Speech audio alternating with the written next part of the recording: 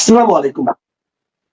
অন্য মঞ্চের আজকের আলোচনায় আমাদের অতিথি হিসেবে আছেন আমি গত 22শে জুন আমি বলেছিলাম যে যেদিন পশ্চিমবঙ্গ সরকার বাজেট পেশ করছে সেদিন আমি বলেছিলাম সেই বাজেটে 11,000 কোটি টাকা রেখে দেওয়া হয়েছে কেন্দ্রীয় সহযোগিতায় তিস্তা প্রকল্পের জন্য।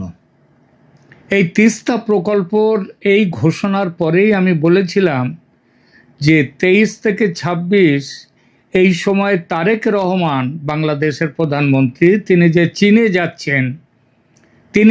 যাচ্ছেন তার যাওয়ার একটা বড় কারণ অন্তত বাংলাদেশের পত্র পত্রিকা বাংলাদেশ সরকারের বিভিন্ন ঘোষণা থেকে জানা গেছে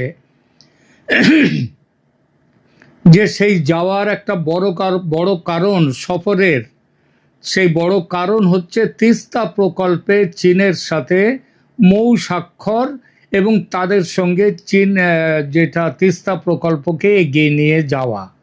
আমরা এটাও জেনেছিলাম যে 11,000 কোটি টাকা ব্যয়ে তিস্তা প্রকল্প করবে বাংলাদেশ চীনের সহযোগিতায় এবং এই টাকাটাও আবার চীন পুরোপুরি দিয়ে দেবে, এটাও আমি বলেছিলাম। এবং সেই মৌ স্বাক্ষরিত হবে এবার তারেক রহমান যে চীন সফরে যাচ্ছেন সেই চীন সফরে যাওয়ার পর সেই চীন সফরে এই জিনিসটা হবে। কিন্তু আমি আমার সেই ভিডিওতে বলেছিলাম প্রতিবেদনে যে পশ্চিমবঙ্গের যদি উজানে এই যে পশ্চিমবঙ্গের প্রকল্প থাকার ফলে বাংলাদেশের প্রকল্পের উপরে চাপ তৈরি হবে এবং বাস্তবে বাংলাদেশের পক্ষে কিছু করা কঠিন। সুতরাং এই পরিস্থিতিতে বাংলাদেশ চীনের মৌ স্বাক্ষর তিস্তা নিয়ে আদৌ হবে কিনা আমি এই সন্দেহ সেদিন জানিয়েছিলাম এবং দেখা গেল বাস্তবে ঠিক তাই হয়েছে। আজ 26শে জুন আজকে খবর যা আসছে তাতে তারেক রহমানের সঙ্গে চীনের 13টি মৌ চুক্তি মৌ স্বাক্ষর হয়েছে, মেমোরান্ডাম অফ আন্ডারস্ট্যান্ডিং স্বাক্ষর হয়েছে, কিন্তু সেখানে তিস্তা প্রকল্পের কোনো নাম নেই। এই বিষয়টি নিয়ে এখনকার আলোচনা। দেখুন, তিস্তা এখন আর শুধু একটা নদীর নাম নয়, এটা হয়ে উঠেছে জল, রাজনীতি, সীমান্ত জিওপলিটিক্স আর দক্ষিণ এশিয়ার ক্ষমতার সমীকরণের এক জটিল কেন্দ্রবিন্দু। আমি আপনাদেরকে যেমন বলেছিলাম যে এই বাস্তবতা দেখে মনে হচ্ছে মৌ স্বাক্ষর এবার করা মুশকিল এবং মৌ স্বাক্ষর আদৌ হয়নি। কারণটা কি? কারণ খুব সোজা। তিস্তার উজানে ভারত, আর উজানের দেশকে বাদ দিয়ে তিস্তার মতো আন্তঃসীমান্ত নদীতে বড় কোনো পরিকল্পনা বাস্তবায়ন করা শুধু কঠিনই নয়, অনেক সময় প্রায় অসম্ভব হয়ে পড়ে এবং এখানে ঠিক সেটাই হয়েছে। কিন্তু তিস্তা কেন এত গুরুত্বপূর্ণ? দেখুন, তিস্তা নদী উত্তরবঙ্গের জন্য, যেটা পশ্চিমবঙ্গের অংশেও আছে আবার বাংলাদেশের অংশেও আছে, তাদের জন্যে জীবন রেখার মতো। এই নদীর জল, পলি, প্রবাহ আর মৌসুমি আচরণের সঙ্গে জড়িয়ে আছে কৃষি, সেচ, বন্যা, ভাঙন, চর, জীবিকা সব কিছু। বাংলাদেশের উত্তরাঞ্চলে তিস্তা শুধু জলের উৎস নয়, এটি একটি রাজনৈতিক ও আর্থসামাজিক প্রশ্ন। কারণ শুকনো মৌসুমে নদীতে জল কমে গেলে ক্ষতি হয় কৃষকের, আবার বর্ষায় জলের অতিরিক্ত প্রবাহ আর অনিয়ন্ত্রিত ভাঙনে ক্ষতিগ্রস্ত হয় বসতি, জমি আর অবকাঠামো। অর্থাৎ তিস্তা প্রকল্প মানে কেবল বাঁধ বানানো নয়, এটা মানে নদীর গোটা অববাহিকাকে নিয়ন্ত্রণ, পুনর্গঠন আর ভবিষ্যৎ পরিকল্পনার প্রশ্ন। পশ্চিমবঙ্গের 11,000 কোটি রুপি এই প্রশ্নে বাংলাদেশের এই সমস্যায় কী বার্তা দিল? দেখুন, এখানে মূল বিষয়টা যেমন বিশাল অর্থের পরিমাণ, কারণ পশ্চিমবঙ্গের 11,000 কোটি রুপি এই বাজেটে এসছে পুরোটাই কেন্দ্রীয় সহায়তায়, আবার ঠিক সেই একইভাবে বাংলাদেশ বলছে তারা 12,000 কোটি টাকা তাদের টাকায় এখানে রেখে দেবে তিস্তা প্রকল্পে, এবং সেটা চীনের অর্থায়নে। এখানে মূল বিষয়টা শুধু অর্থের অঙ্ক নয়। ভারতের 11,000 কোটি টাকা নিশ্চিতভাবেই বাংলাদেশের 12,000 কোটি রুপি, 12,000 কোটি টাকার থেকে অনেক বড় অঙ্ক। ভারতের 11,000 কোটি। ভারত এখন এই তিস্তা নিয়ে নিজের অবস্থান আরও স্পষ্ট করতে এই বার্তাটি দিল। এটা পশ্চিমবঙ্গের স্থানীয় প্রকল্প বলে দেখা গেলেও বাস্তবে এর ভূ রাজনৈতিক প্রতিধ্বনি আছে। কারণ তিস্তার উৎস, প্রবাহ নিয়ন্ত্রণ, জল ধরে রাখা, বন্যা ব্যবস্থাপনা সব কিছুর কেন্দ্রেই আছে উজান। আর পশ্চিমবঙ্গের গজলডোবায় সেখানে বড় প্রকল্প আছে তিস্তা নিয়ে, এবং পশ্চিমবঙ্গের প্রকল্প হচ্ছে দুটো খাল আলাদা করে কাটা হবে, সেখান দিয়ে তিস্তার জলকে দেওয়া হবে। এবং নিশ্চিতভাবেই মনে রাখতে হবে এই খাল কাটলে তার জল সেখানে গেলে বাংলাদেশের ভাগ্যে জল আসবে না। যখন উজানে থাকা দেশ নিজেই বড় বিনিয়োগ ঘোষণা করে, তখন ভাটি দেশের পরিকল্পনা খুব স্বাভাবিকভাবেই চাপে পড়ে।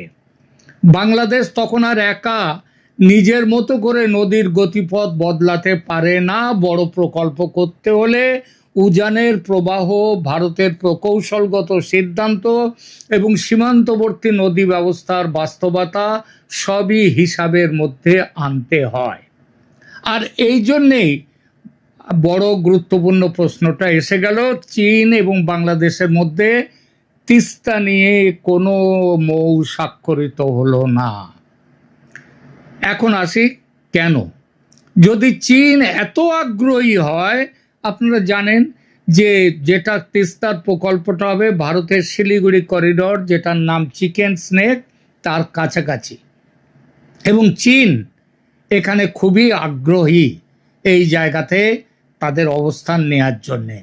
তো যদি চীন এত আগ্রহী হয়, যদি বাংলাদেশও তিস্তা নিয়ে দ্রুত সমাধান চায়, তাহলে আলাদা করে তিস্তা নিয়ে কোনো মৌ স্বাক্ষর হলো না কেন? এই প্রশ্নটা তো খুব স্বাভাবিকভাবেই উঠবে। তার উত্তর কেউ ঝেড়ে কাশবে না, বাংলাদেশের পক্ষ থেকে, চীনের পক্ষ থেকেও। কিন্তু তার উত্তরটা যেটা হলো সেটা এক কথায় উজানের বাস্তবতা। তিস্তা এমন কোনো নদী নয় যেটাকে শুধু বাংলাদেশের ভেতরে বসে টেকনিক্যাল প্রকল্প দিয়ে পুরোপুরি সামলানো যাবে। নদীর বড় অংশের প্রবাহ নিয়ন্ত্রণ ও কাঠামোগত প্রভাব ভারতের ভূখণ্ডের সঙ্গে যুক্ত।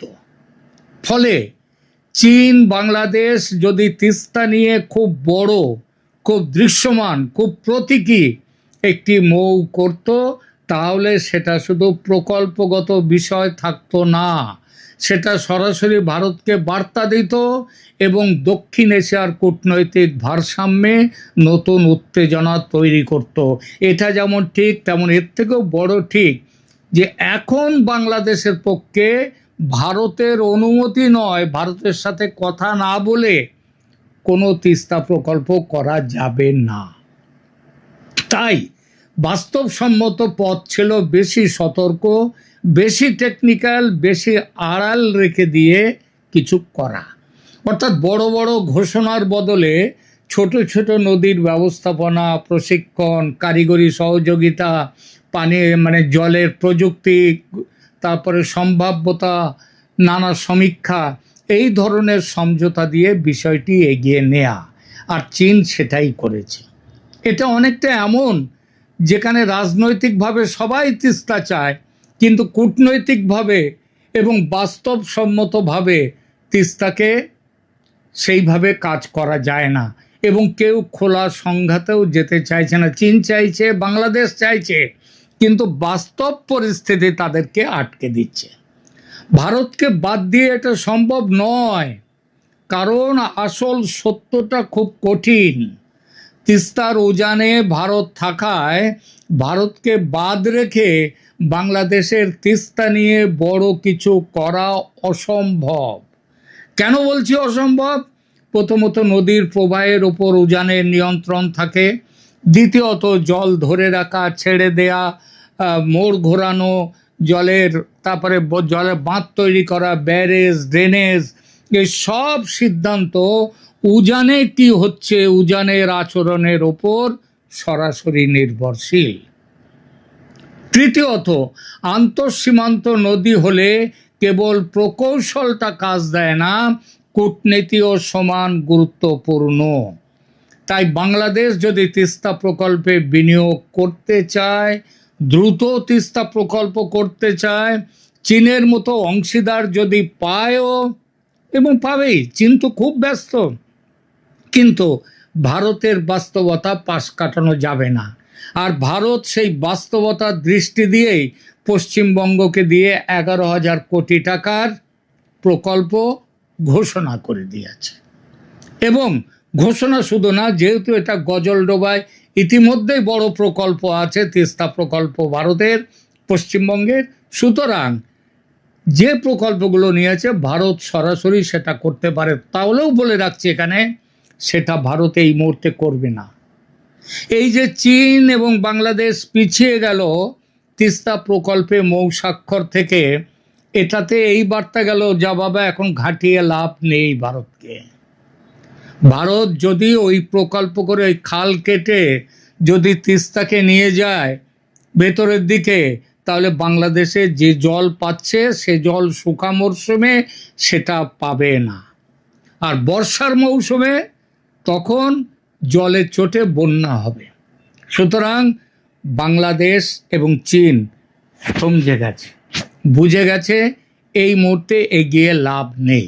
বাংলাদেশ নিজের ভেতরে, এলাকার ভেতরে কিছু কাজ করতেই পারে, যেমন ভাঙন রোধ, তারপরে নদীর পলি তুলে নেওয়া, নদী গর্ভটাকে আরও গভীর করা ইত্যাদি করতেই পারে, সেচ অবকাঠামো তৈরি করতে পারে, নদীর তীর সংরক্ষণ করতে পারে, সেখানে শহর তৈরি করতে পারে। শহর তৈরি করলে হবে না, শহরের জলটা আসবে কোত্থেকে? সেচের কাজ করবে, জলটা আসবে কোত্থেকে? তিস্তার মৌলিক প্রবাহ রাজনীতি বদলাতে পারবে না চীন, বাংলাদেশ যাই করুক না কেন। এটা করতে গেলে উজানের সমীকরণ বদলাতে হয়, অর্থাৎ ভারতের মধ্যে তিস্তার প্রবাহ সেটা ঠিক না করে কিচ্ছু করা যাবে না। আর সেটা ঠিক করতে গেলে কি করতে হবে? ভারতের সাথে আলোচনায় বসতে হবে, যেটা আমি গতদিন বলেছি। চীন কি করলো আর কি করেনি এবার? এই যে তারেক রহমানের তিস্তা নিয়ে এত কথা হলো, চীন তিস্তা ইস্যুতে প্রচণ্ড আগ্রহ দেখিয়েছিল, কিন্তু আগ্রহ আর চূড়ান্ত রাজনৈতিক অগ্রগতি এক জিনিস নয়।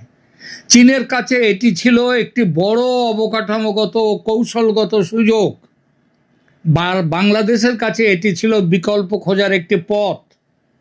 কিন্তু ভারতের ওই যে বলে না, নাহেলা পে দেহেলা, এই যে টেক্কা মেরে দিল ভারত, 11,000 কোটি টাকা দিয়ে ঘোষণা করে দিয়ে দিল তিস্তা প্রকল্প, গজলডোবা বা দুটো নতুন খাল খুঁড়ে নেয়া, এই সব, এটা ভারতের উপস্থিতি এই পুরো প্রক্রিয়াকে ঘেঁটে দিল বাংলাদেশ চীনের। ফলে চীন বাংলাদেশ সম্পর্ক উষ্ণ হলেও তিস্তার মতো ইস্যুতে তারা আর এগোতে পারল না। দুই পক্ষই বুঝেছে চীন এবং বাংলাদেশ এখানে অতিরিক্ত আগ্রাসী পদক্ষেপ নিলে তাদের আরও বড় ক্ষতি হবে।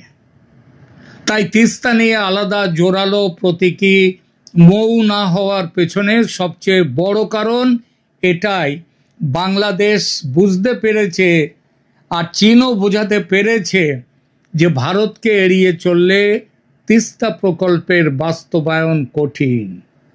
ঝগড়া নয়, দ্বন্দ্ব নয়, ভারতের পায়ে পা লাগিয়ে ঝগড়া করে তিস্তা নিয়ে জেতা যাবে না, লাভ নেই। আর চীন জানে ভারতকে চোখ রাঙিয়ে দক্ষিণ এশিয়ায় তিস্তা রাজনীতি চালানো খুব বেশি দূর নেওয়া যাবে না। পশ্চিমবঙ্গের ঘোষণার প্রভাব এতটাই মারাত্মক, আমি সেটা বলেছিলাম 22শে জুন। আমি যখন এটা করেছিলাম আমার ভিডিও, তখনও বাজেট অধিবেশন চলছে পশ্চিমবঙ্গের। আমি ঘোষণাটা শুনেই সেদিন বলেছিলাম এখন প্রশ্ন, পশ্চিমবঙ্গের ঘোষণার প্রভাব তাহলে বুঝলেন।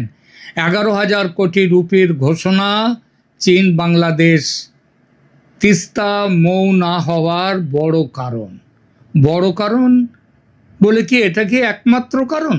না, একমাত্র কারণ নয়, কিন্তু এটা বড় কারণ, সবচেয়ে বড় কারণ। অন্তত একটা রাজনৈতিক পরিবেশ তৈরি করেছে যেখানে বাংলাদেশ আরও সাবধান হতে হবে, সতর্ক হতে হবে। কেন?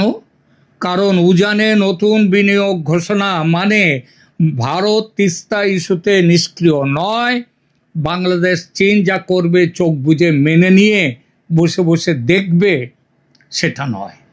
উজানে ভারত সক্রিয় যদি হয় তাহলে ভাটিতে বাংলাদেশ একা দাঁড়িয়ে বড় কোনো সিদ্ধান্ত নিতে পারে না, নিতে গেলে মুশকিল, নেওয়া যাবেই না। এখানে ঢাকার পক্ষ থেকে একটা বাস্তব বুদ্ধি কাজ করে থাকতে পারে, এখনো কাজ করেনি। এই বুদ্ধিটা ঠেকে শিখেছে।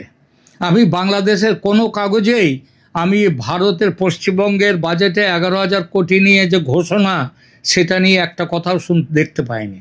জানে এটা কোনো ব্যাপারই নয়, চীনে গেছে, চীন সব করে দেবে। সুতরাং বাংলাদেশ যদি এখন এই শিক্ষাটা পেয়ে থাকে, খুব বড় করে চীনকে সামনে আনলে ভারতের সঙ্গে সংঘাত বাড়বে, আর এই সব প্রকল্প বাস্তবায়নের সম্ভাবনাও কমবে। এটা যদি বুঝে থাকে তাহলে বাংলাদেশের পক্ষে মঙ্গল। পশ্চিমবঙ্গের ঘোষণা হয়তো তিস্তা মৌকে সরাসরি থামিয়ে দেয়নি, কারণ তারা তো কেউ বলেনি যে পশ্চিমবঙ্গের ঘোষণা আমরা এটা করে দিয়েছি, পশ্চিমবঙ্গে এটা বলেছে বলেই আমরা মৌ স্বাক্ষর করতে পারিনি, এটা কেউ বলেনি, বলেও না। কিন্তু তা যে এই সিদ্ধান্তে প্রভাব ফেলেছে সেটা বোঝা যাচ্ছে। বাংলাদেশ বিষয়টিকে নিয়ে আর এগোতে চায়নি। বাংলাদেশের সামনে কি পথ আছে তাহলে এখন? দেখুন, বাংলাদেশের সামনে 3টে পথ আছে।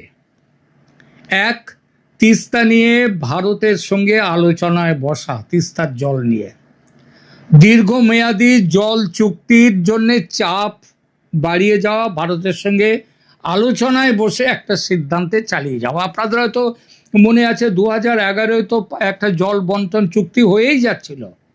মনমোহন সিং চলে গিয়েছিলেন শেখ হাসিনার সঙ্গে কথা বলতে ঢাকায়, আটকে দিয়েছিলেন মমতা ব্যানার্জি। তারপর মমতা ব্যানার্জি তো এখন চলে গেছেন, এখন ভারতে রয়েছে নরেন্দ্র মোদীর সরকার। যদিও বাংলাদেশে ভারত যাদেরকে বন্ধু বলে ভাবে সেই শেখ হাসিনার সরকার ছিল, কিন্তু এখন শেখ হাসিনার সরকার নেই, তারেক রহমানের সরকার আছে। কিন্তু এখন তো পশ্চিমবঙ্গে মমতা ব্যানার্জির সরকারও নেই, যিনি সেদিন আটকে দিয়েছিলেন। সুতরাং ভারতের সঙ্গে কথায় বসতে পারে, আলোচনায় বসতে পারে। দ্বিতীয়ত, চীনের সঙ্গে প্রযুক্তিগত অবকাঠামো সহযোগিতার প্রস্তাবকে ধরে রাখা, কিন্তু এই ব্যাপারে আর না এগোলে কি হবে? ভারত বিশ্বাসযোগ্য জায়গায় নিতে পারবে না বাংলাদেশকে। 3, তাহলে চীনকে দিয়ে কি করবে? বাংলাদেশের নদীমাতৃক দেশ বাংলাদেশ, তার ভেতরে নদীর ব্যবস্থাপনা, সেচ, ভাঙন রোধ, পলি তুলে দেওয়া, খনন করা, অববাহিকা পরিকল্পনা, এই কাজগুলোকে নিয়ে এগিয়ে যাওয়া। কিন্তু মনে রাখতে হবে বাংলাদেশের সব নদীরই উৎস হচ্ছে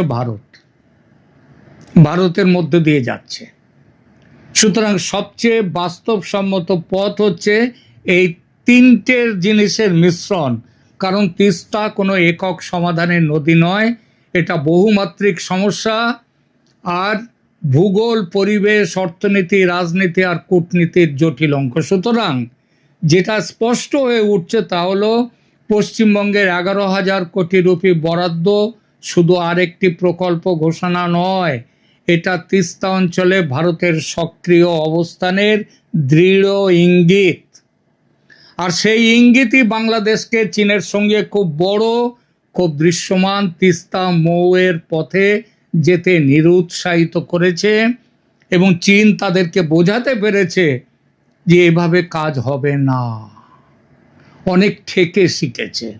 তিস্তা নিয়ে বড় সিদ্ধান্ত নিতে হলে শুধু উন্নয়ন ইচ্ছা যথেষ্ট নয়, উজান ভাটি, রাজনীতি, অর্থনীতি, কূটনীতি, ভারতের সঙ্গে সহজ সম্পর্ক, সব কিছুকে একসঙ্গে মিলিয়ে দেখতে হবে, নইলে বিপদ বাড়বে, কমবে না। এই মুহূর্তে তিস্তার সবচেয়ে বড় সত্যি হলো নদীটা বাংলাদেশের মধ্যে, কিন্তু নদীর ভাগ্য ভারতের হাতে। তিস্তা এখন উন্নয়ন প্রকল্পের চেয়ে অনেক বড় কিছু। এটা দক্ষিণ এশিয়ার জিও পলিটিক্সের একটা জীবন্ত পরীক্ষা। এটা যেন বাংলাদেশ মনে রাখে আর সেইভাবে চলে। এখনকার মতো এখানেই রাখছি।